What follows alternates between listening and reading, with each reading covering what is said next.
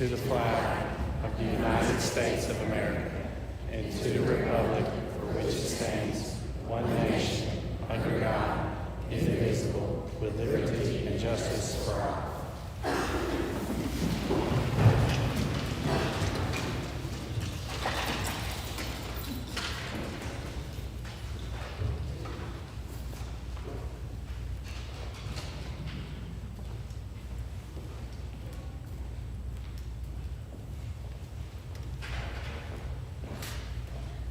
Thank you so much. I will turn it over to Mr. Hutto for the student spotlight.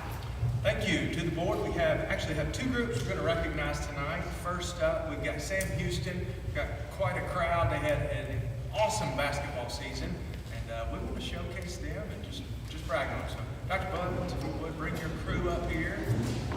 Let's hear what they have, all of their accomplishments.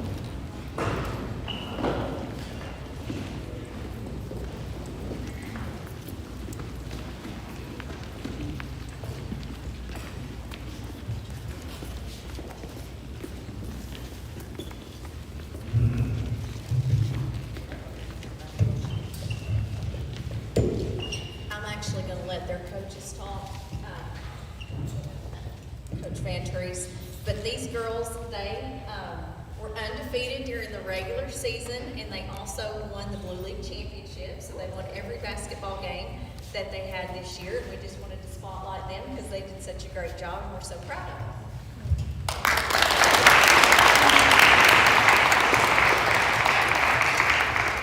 Hello, my name is Ebony. This is Coach Van Treese. I coached Sam Houston for 2 years. A very amazing group of girls. Enjoyed every bit of it. Every time spent with these girls on the basketball court. They did amazing this season. We went 12-0, undefeated season. They worked really, really hard. Thanks to Dr. Blevins and the whole Sam Houston parents, everything was so amazing this season. Couldn't ask for a better crowd, a better system, school system. Everything was great. Really appreciate Sam Houston. This will be, fifth graders, most of them are leaving. 5 of them are leaving this year, so it's very hard. And this year was my last year, so but it was an amazing season. And I told them, I was like, I'll help them. I will enjoy it. Just call me if you need me. So we had an amazing season.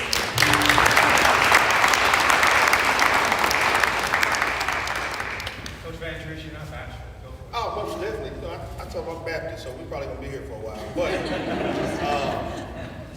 just to piggyback off what she said, we have an amazing group of girls. We have an amazing group of parents that allowed us to coach these girls. We were excited to have them come back. This is my second year. I have one more year, possibly 3, possibly 4, maybe 20, I don't know. But it all depends. But we had a great season.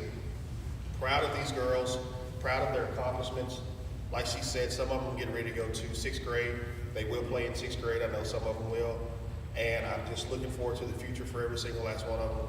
And I'm proud that Dr. Blevins and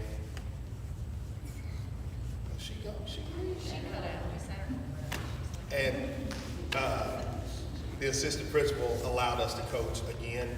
But thank y'all for having us. This is the Sam Houston Girls 2026 champions.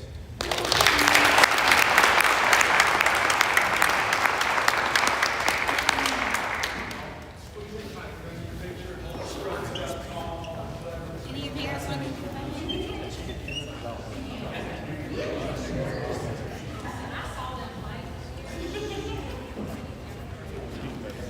Parents, come on.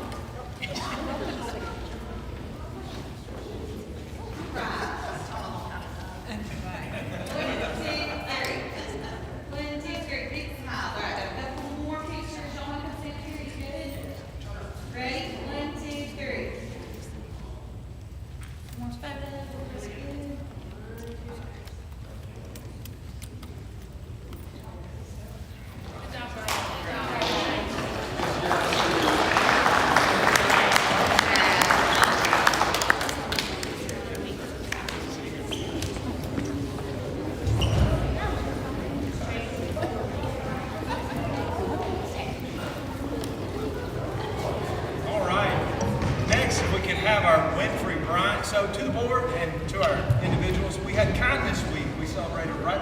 great.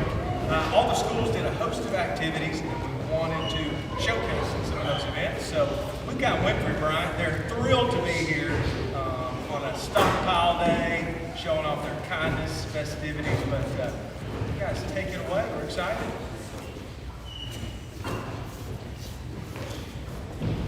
I'm Miss Woods. I'm one of the school counselors at Winfrey Bryant. We're really excited.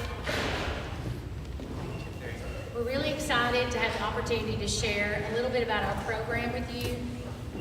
This is Melanie Al. She's one of our 6th grade teachers. We both serve as mentors in the program during the Wolfpack era, and the opportunity came to remodel the program. And we sat down and made some decisions, and we wanted to maintain the community service piece that we had with Beth Petty. But we also felt like there was a need at school to address student leadership. And so through the new remodel with the ambassadors, one of our goals was for the students to model within the building what it really means to be an aviator so they could impact the school environment. So as adults who help guide this program, we provide opportunities for ambassadors to practice their leadership skills, serve others, and strengthen the community we have with each other within our school and between our school and the community.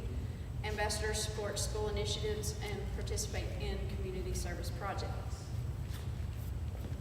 Both of us would be the first to tell you that we can't take credit for all this because we really do have a team of people. There are 4 other teachers that are within this program. Each one picks a monthly project to do with the kids. Savannah Howard is one, Mr. Key, Melissa Carnes, and of course Mr. Hackett. He's not here tonight, but each one of them steps in and serves a role within our program. And now we have Tinsley Smith-Haslett. As aviator ambassadors, we lead by example. We show our aviator values by being kind, respecting everyone's differences, and helping others in our school and community so every aviator can succeed together. We do this by helping everyone feel included. We make good choices and do the right thing even when no one's watching. We respect differences and ensure that everyone feels they belong. We give back through service, helping strengthen the connection between our school and the local community. Next, we have one of our 7th graders, Ellie Wood. Miss Woods asked me to answer a question, and that was what I've learned about the value of leading in our community and serving in our community. And this is because it's part of our mission as aviator ambassadors to do community service. And I personally volunteered to do the Taste of Wilson event. And at this event, our responsibilities included greeting people when they came in, passing out plates and utensils, working the bouncy house for kids and also the games like cornhole. And we also did trash duty. And this event gives us the opportunity to create a connection between students our age and also adults. Service, sorry. God calls us to have a servant heart, and I feel like this gives us the opportunity to serve others and give back to our community. Okay, we've shared a little bit about kindness. We've shared a little bit about our program, so now we're going to switch gears and talk a little bit about Kindness Week. Mr. Hackett, who's an 8th grade teacher at Winfrey, was over this project, but he is not here. He's sick, so Ms. Yao is going to step in and talk about the Kindness Bingo Board. So I'm going to read what he had written, so bear with me. As a member for the ambassadors, he chose to be involved in the February activity. The students wanted to create something fun to match the monthly theme. As a mentor, it was his job to work with the students and oversee the project. We're very proud of all of their ideas and cooperation throughout the process, and the final project was great. And we had Anna Smith-Heisler, who was the team leader for this group, and she's going to explain the Kindness Bingo card. I am Anna Smith-Heisler, an 8th grader, and this is my 3rd year being an aviator ambassador. When we were creating the bingo card, we wanted to mesh the 2 themes of Heart Health Month and Kindness Week together. I used Canva to create the bingo card, and it had 25 different tasks on it that you had to complete. As a group, we came up with 15 different acts of kindness, such as tell someone good morning, compliment a friend, or talk to someone new. We talked to one of our PE teachers, Coach Watson, to come up with 10 exercises that you can easily do around the school, such as 10 sit-ups, 10 lunges, or a 20-second wall sit. Next, I'd like to introduce my fellow 8th grader, Abby Yao. Like Anna, I have been part of the ambassadors for 3 years. We printed off bingo cards on pink paper for every student in the school to be able to participate. On Tuesday, advisory teachers handed out the bingo cards to each student. Students had 3 to 4 days to complete every task on the bingo cards. On Thursday and Friday, students turned in their bingo cards to the ambassador ticket table for a 3-point ticket. Tickets are used as part of our reward system at school. We also had daily reminders on the morning announcements every morning. I'm Brock Dirt. I've also been an ambassador for 3 years. And ambassadors, we use data collected from each activity to help improve our initiatives on the future. We keep participation information on a spreadsheet to look at changes that we need to make and numbers, and also what is working well and what we also need to improve on. Using this information allows us to make improvements on our present programs. I'm here with Patel. I'm a 7th grade student at Winford Bryant. I was one of the several students who worked the kindness table. Our pledge was, I pledge to be an aviator who chooses kindness, shows respect, includes others, and helps our school soar. Our table was nicely decorated in the cafeteria. Students read the pledge and signed their name on a colored post-it note heart, which was placed on a big poster and kept on display in the cafeteria as a reminder to be kind. The students who signed the pledge were able to choose from a variety of waterfall stickers with the kindness theme. I was proud to be part of the reason that brings kindness into our school community. Thank you for allowing us the opportunity to come and present and to tell you all the great things that are happening with the project.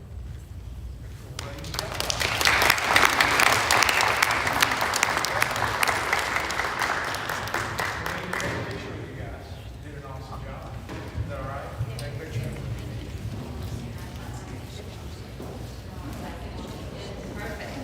Parents, y'all are done, we're taking a photo.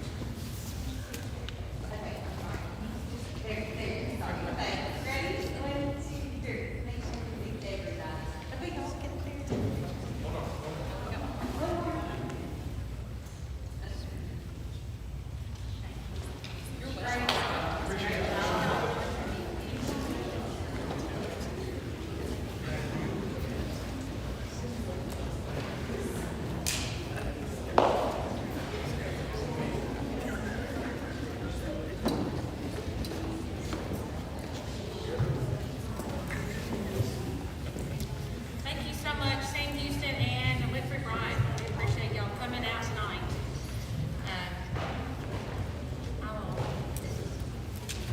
let the parents. All right, next I have the approval of the agenda. Is there any additions to the agenda? There are no additions. Okay. Do I have a motion to approve? Motion to approve the agenda. Do I have a second? Second that. Okay, all in favor? Aye. Any opposed? All right, and next we have public comment. We got anybody signed up for public comment? We have one individual, Ms. Cook, wants to speak to student safety. She could make her way in this direction. Public comment period shall last no more than 15 minutes. Individuals signed up to speak in the order. Delegations may select one from their group. Board reserves the right to terminate remarks at any time should they fail to follow guidelines or comments become nuisance to individual board members or director of schools or any employee. Board has no obligation to respond at this time. At the conclusion of your remarks, the board or director shall be privileged to ask questions. If you would, please state your name, address, and agenda item you wish to address. My name is Amanda Cook. I live at 507 West Sunset Drive. This is my 11th consecutive year as a parent in the Lebanon Special School District. I have the pleasure of several more to go still. Last month, a parent asked the board to reassure families that our schools would remain safe, caring, welcoming places for all students and staff, regardless of their background. I'm here to second that request. We parents always appreciate hearing that our children will be safe while any number of reasons. In these times, though, with ongoing ICE activity at our local courthouse, the 287G agreement between ICE and our Sheriff's Department, and just hours ago, the passing of a bill by state legislators that will make schools track and report on student immigration statuses, families now have a new host of worries. It would go far to simply acknowledge that these anxieties exist and affirm that LSSD is and will remain a welcoming place for all. This isn't politics, it's compassion. This request isn't only for immigrant families, it's for all families.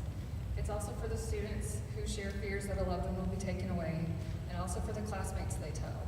It's also for the teachers that overhear them. Trust me, first and second graders have these conversations. They've been having these conversations.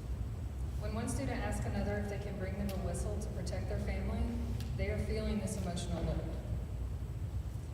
As we parents visit classrooms, wait in dismissal lines, and stand at bus stops, we meet families from all backgrounds who eventually become our village.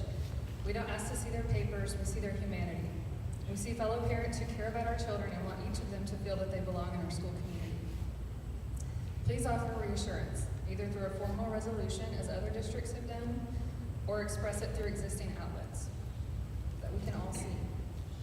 I have enough ability and privilege to feel safe standing here to make these requests, and there are families in our district who cannot. That's why acknowledgement matters, feeling seen matters. In this moment, every family who trusts you with their children deserves to hear a clear commitment to a safe, accepting learning environment. I don't doubt that the staff in schools already work behind the scenes to do this because we have amazing employees here. I hope they'll continue to choose to care, choose to love, and choose to be a neighbor every day as families navigate this unique stress. I hope the district will now join them. Renew the expectation of acceptance. Leave no child's worries overlooked. Please don't just point to a policy that's buried on the website somewhere, or protocols we can't see. Reaffirm that our schools will remain a safe, caring, welcoming place for all of our students to thrive, regardless of their background. Thank you for your time. Thank you, Ms. Cook. Next, we have the consent agenda. The approval from minutes from the previous board meeting on February 9th. Do I have a motion? I'll make a motion to approve the minutes from the last meeting. I have a second. I second that. All in favor? Aye. Okay. Next, we're on to new business requiring action by the board. The very first one is approval of the TSBA Volunteer Recognition Award to Danny and Terry Denton with Vulcan Materials. I know this is one that I brought to Mr. Hutto that I felt was we have a lot of volunteers that I felt like we should showcase and put out there for TSBA. So I appreciate you and your team going behind, getting everything. So if you want to talk a little bit about that recognition award, that'd be great. Sure, thank you. And once again, we thankful for the board for reaching out and looking through these things. And as Heather's point, we have a host of really good volunteers. We recognize this group as our friend of education on the district level. But as Heather mentioned, this is a school volunteer recognition award. Criteria, I do want to read through those, and I want to thank Ms. Petty. She put this packet together for Mr. and Ms. Denny. But the criteria: make an outstanding contribution and commitment to a Tennessee school district, exhibited exemplary leadership, engaged in the creation, organization, or mobilization of volunteers, demonstrated sustained commitment to meet district needs, utilize unique and creative approaches to meeting those needs, and help with the school project or ongoing activities. Danny and Terry Denton have been invested in Lubbock Special for 10 years. I think we noted previously around $200,000 in contribution, and that primarily supports our summer feeding and reading. And I love the unique part of this recognition. They've started a sporting clay tournament that happens during the summer. I actually went out there. I did not shoot any firearms because, well, no one wants that. I'm not sure if I even know how to. They promised to show me this time, though. So they offered to drive me around. So you may see that happen this time. But then, if y'all would make your way up here, we've got a plaque for you. We want to applaud you.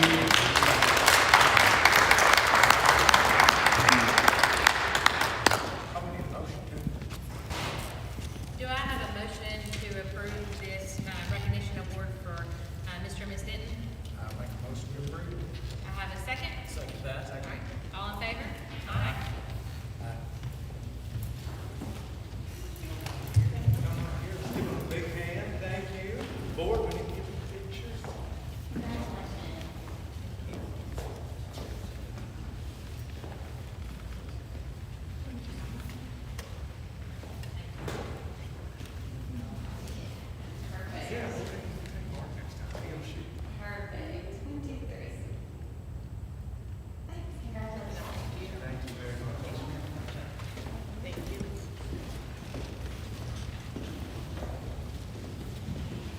Follow-up item for that, we'll of course submit the Dentons to TSBA. Those all then are collected and they're evaluated across the state.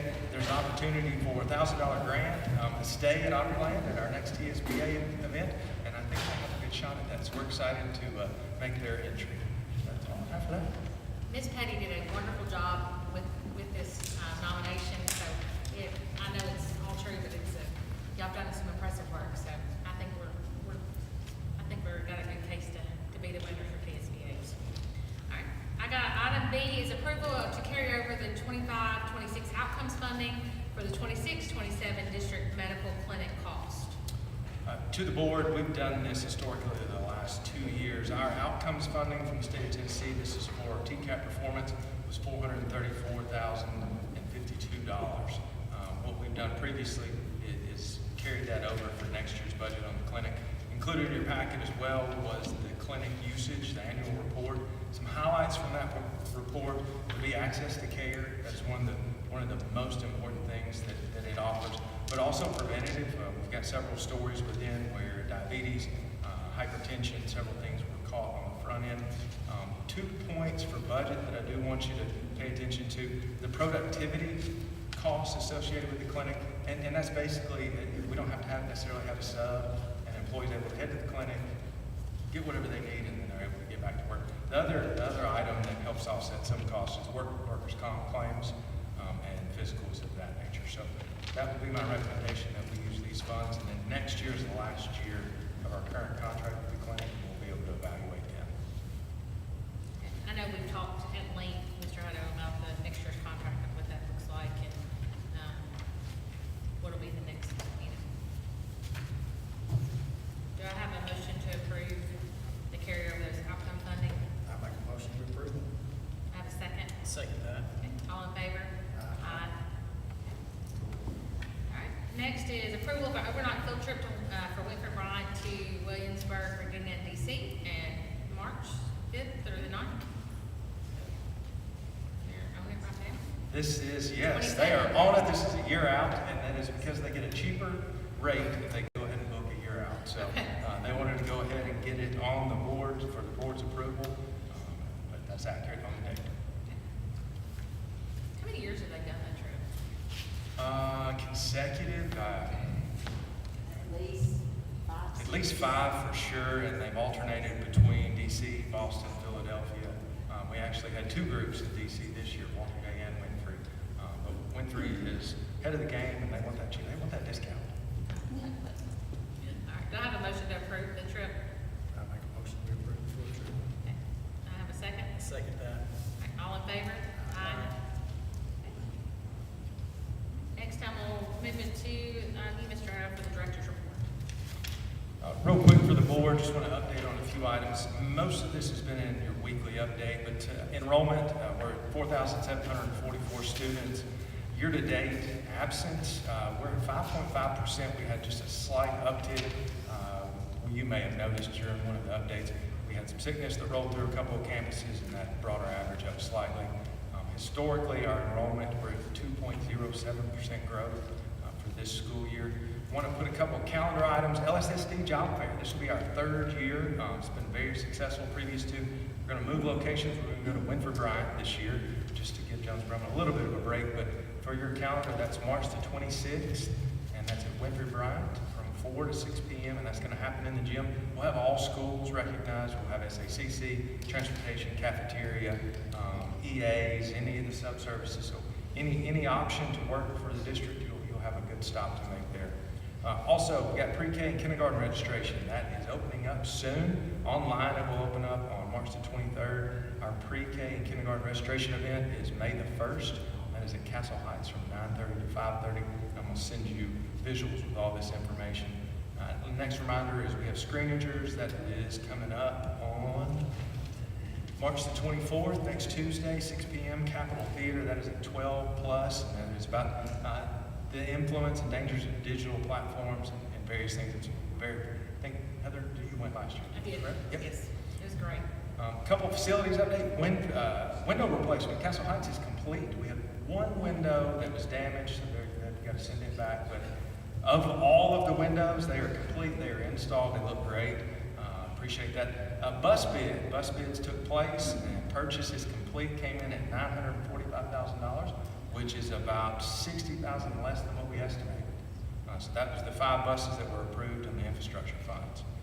HVAC, we're nearing completion at Walter J. Bayer, and then we've got a couple other items we hope to have for discussion in April.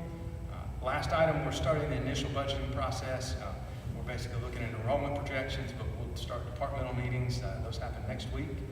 April for the board, we're looking at expenditure review. May will be revenues, and then we'll look at budget priorities. And we're looking at a June approval. Those are all the items that I have.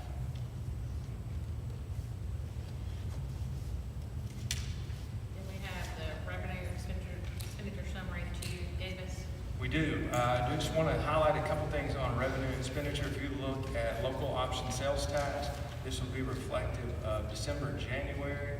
You can see we collected $1,140,000 in sales tax.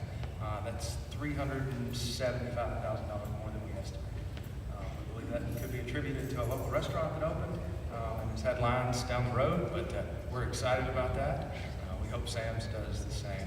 Now, if you look at property tax, we're above estimate on it as well. As you know, on our estimates for revenues, we're conservative, so it's nice to see that all of those have exceeded, and expenditures are on track at this time for this time of year.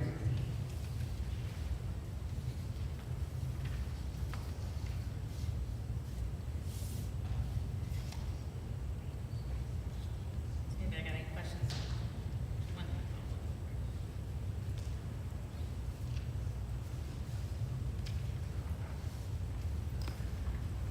Anybody got anything? We go to the next. All right, next is the coordinated school health and FRC presentation. Thank you. I want to welcome Miss Sarah here. She's going to talk to us. They had an event recently.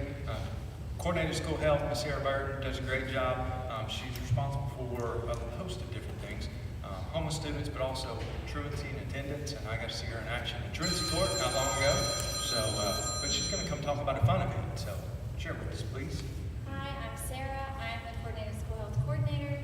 So I do a lot of different things for the district, but one of our goals this year was to support the schools in their chronic absenteeism goals and lowering that chronic absenteeism this year.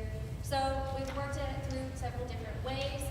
I've worked with individuals at the schools who are working on attendance, and then I've also partnered with Family Resource Center so that we could put on monthly sessions together to meet with families who are accruing a lot of absences prior to them going to court to try and prevent it getting that far. And so what we learned initially is there are many reasons that students are absent. So we have students who have back-to-back illnesses, and some of those students have trouble getting access to medical care, and so then they do not have doctor's notes to turn in. We learned that we have students who are struggling with mental health. We also learned that we have families that are new to the area, that have moved from out of state. They do not know about the truancy laws in Tennessee. They also do not understand, until we were able to speak with them, how many parent notes do they have per year? How do they turn in a doctor's note? Who do they send that to? Do they send it to the teacher, the secretary, the principal? And so we were able to answer a lot of questions and help the families to navigate attendance in our school system. And the event grew, so we decided last month to put together an open office hours between the Family Resource Center and myself. We also had our district interpreters in attendance so that we could minimize language barriers and talk to all of our families.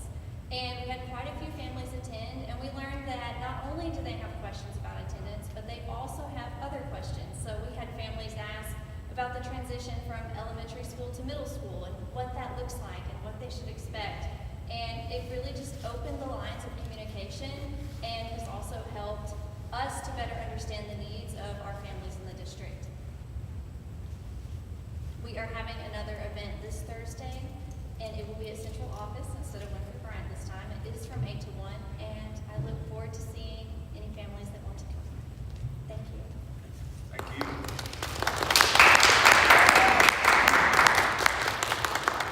Miss Sarah, I have a question. How many families did you serve at the last event? We had 7 at the last event. 7 at last event. So, and how many students are working through chronic absenteeism? Because our rate is low, but absent students, we have between 32 and 40 right now that are chronically absent. What constitutes chronically absent? So chronically absent is that they're missing 10% or more of the school days. Sorry, just. Yeah, it's a moving target because you add school days to the year. So the last time we referenced this was, oh gosh, we had 110 days in, and so we make that average. And I think they had missed 12 days at that point in time. So as the year progresses, that number goes up. So she keeps good tabs on them and she does a great job talking with families, and is very accessible. So that's a key I component. just wonder what kind of numbers we were talking about, what the definitions were. So, Yeah. thank you. I'm always asking questions because I want to make sure I understand. Thank you so much. All right. And the next one is the teaching and learning presentation. That kind of leads right into where we're going. As a district instructional team, we've been working on our district plan. This year, the state has started a new plan to kind of marry the TISA report that comes out. So our plan will be a 3-year plan instead of a 1-year plan. So we had a day we met with Mid-Cumberland Core Region, getting together to look at all of our data and to find priorities and needs that we see right now with the data that we have. So today I just wanted to kind of share a little bit of that with you, that our goals that we have set, number one goal would be all students reading, or 70% of our students reading on grade level in 3rd grade. That is a state mandated goal that we all have, and it's put into play. And so we have our goals set to averages to reach that goal by 2029. So we're working toward that, and that is a mandated goal that we all have. Strategies we're going to use to do that is our collaborative planning, having our instructional coaches be more of a part of that planning with our teachers to help them focus on writing and pulling more of that writing into the 3rd grade and helping them learn to read, to learn instead of learning to read. And that's a big change for 3rd graders. So that has been a focus that we have. And just trying to help the accountability in the schools and help them with their data tracking and looking to see that we're reaching all children through the different areas. Our second goal that we're planning to have down for this year, coming in for the next 3 years, is focus on middle school math. We've noticed that we've seen a slight decline in the performance of our middle school students in math. And so we began to look at root causes and try to figure out why are we seeing that and what is that. And we've come up with a lot of different ideas of looking into, or do they have the content knowledge? Do we need more training with our materials? We have high quality materials. They need to learn to use those materials appropriately, to plan with those materials. So we will have a 6th through 8th grade math goal this time that we're going to be focusing on and planning with to reach. Our 3rd goal is going to be ELA proficiency across the entire district. So we have 3rd grade, but now all children to continue to grow. We've seen a lot of growth in the ELA population throughout our district with ELA, and looking at the scores continuing to go up. We were level 5 with growth in ELA. So when we look at that, we want to keep that going. We don't want to start looking at math and see that drop off. So we really want to focus on that, and we have our goal set of what to reach by 2029. Also, we have goal forward would be district-wide attendance. We want to keep that chronic absenteeism decreasing each year. And working with Sarah, she'll meet with our instructional team and pull in the different ideas of what they're using and what our schools are going to do to set our goal in place so that we can work to help children to be in school. If they're there, we have the opportunity to teach them and for them to learn, and so we need our students in school. We also took some time to look to see how this mirrors the plan that you came up with for our district strategic plan. And so all of our goals line up, that we are able to work together with those goals and to pull together the 2 plans to make sure we're all working on the same things, which we were excited about that. You have your strategic goal 1 to cultivate student achievement and growth, and that's what we're doing through this ELA and math goals. We have high quality employees. We're working on recruiting teachers, training teachers, providing opportunities for new teachers to have training throughout the school year. and that's something we're implementing. So that's going to retain and keep those high-quality employees. For goal 3, a safe learning environment, we have our safety plans that schools update each year. We're working with making sure we're using our software appropriately and that we have safeguards in place. Screenagers is going to be something else, training our families and just communicating with our families of how that we can work together. And the last goal with strengthening partnerships, all of our schools are working to have parent groups in their building to make sure that we're communicating with our parents and that we are collaborating with them and monitoring what's going on with the education of their child so they know. So we feel like the 2 plans will marry well. It will marry the TISA report that will come out, and so we are in the process of finishing that up. It's due at the end of March, March 31st, so we're close to being finished. Just trying to get all of that in E-Plan and get it all lined up for that. Another thing I wanted to share with you, the department gave an extra week for TCAP testing. They opened the window and gave us a little bit more time, so we decided to push the TCAP test a week, and we will start on April 20th. I wanted to give you a schedule so you could kind of see that TCAP schedule.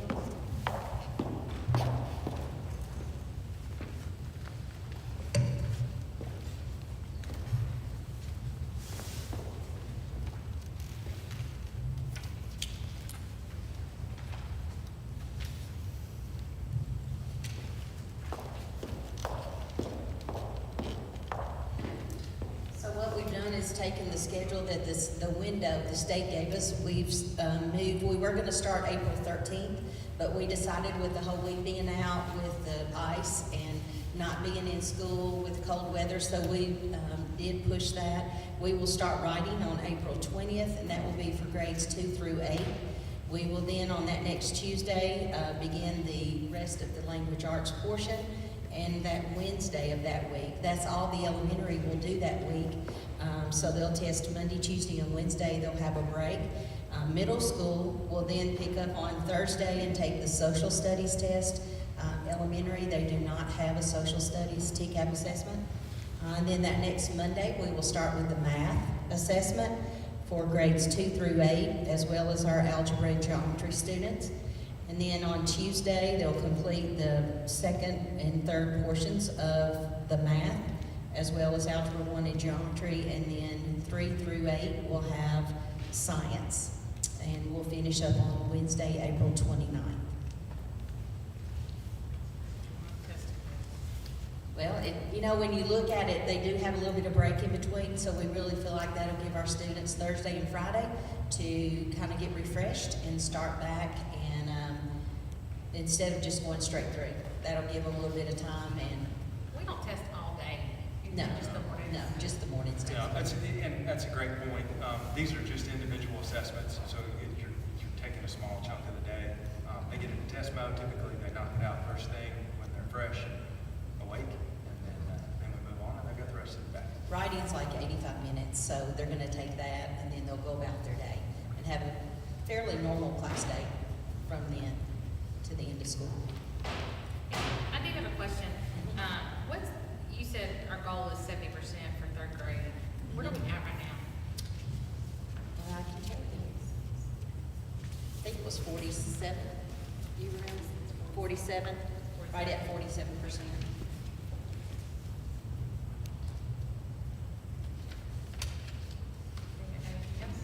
So for this year, our goal would be to hit 48.82 because we're already at 40. I think it was 47.7, and then we're to increase each year to get to that.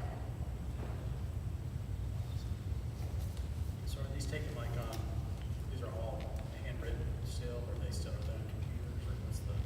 The elementary, that's a good question. The elementary students this year will be on paper, and then middle school students are all online, 6 through 8.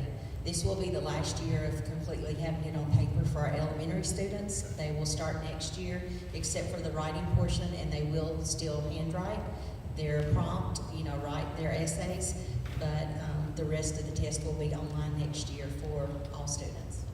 So do they get paper that they can use while they're working with it online, or what kind of? In middle school, they'll have a prompt, and they can read the prompt, But all of theirs is totally typing online. They can scroll, they have the screen where they can go back and look at the text. Now, elementary, right now, they do have the paper. When they move to online, the elementary will have a paper to look at the text that they're writing about. But as far as the rest of the test, it will be online. They will not have a paper to move through. Yeah, They can work problems out of scratch paper, yes, but it's not provided by the department. So, we're doing benchmarking everything on computers, right? Yes, we are. So we're already kind of preparing for Yes. that. So, because all the benchmark data, you couldn't get it that fast if it wasn't. right? Correct, Okay. correct. And they start using their computers in, kindergarten a little bit. We have iPads and then we have Chromebooks starting first grade. So our students are able to practice with that. And with the one-to-one, I don't see it being a problem for us. Last time that we did this statewide in Lebanon Special, we were really able to submit and do the testing with the computers and the networks and the So lines even that we if the had. internet were to go down, does it hold it and then we can submit it? It didn't work last time. I know. I don't know.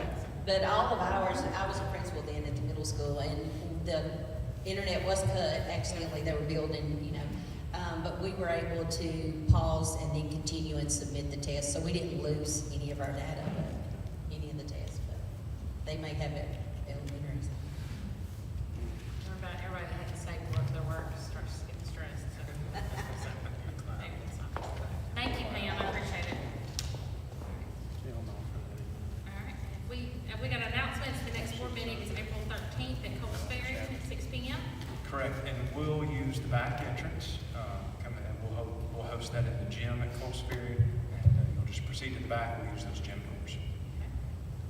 All right. Have we got any other business